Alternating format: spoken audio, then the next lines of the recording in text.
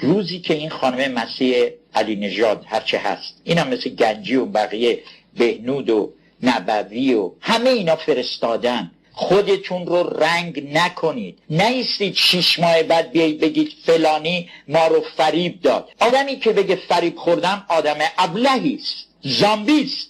نگید. اگرم فریب خوردید به روتون نیارید، عبور کنید. خانم مسینیا جز بازیست. حالا اگه جز بازی گروه دیگری نیست، گروه اینوریست. این بازی فیسبوکیش هم بازی حساب شده و دستوریست. حتی رژیم وقتی بهش حمله میکنه به خاطر اینکه چنین، اولا همه بخش رژیم نمیدونه چه بازیایی صورت میگیره. در دستگاه امنیتی اطلاعاتی همین آمریکا هم خیلی ها نمیدونن چه اتفاقی هایی میفته. همین الان که در خاورمیانه این اتفاقا میفته، بسیاری از سناتورها، بسیاری از روزنامه نویسان خبر ندارن، حتی دستگاه اطلاعاتی خبر ندارن. یک گروه انجام میده، یک فکر که بشه انجام داد. حالا در ایران احساس کردن باید مسئله بی‌حجابی، آوازخوانی، شادی رو به خیابان بیارن. چرا؟ چون احساس میکنن صدای پای رنسانس ایرانی میآید. اینو فراموش نکنید.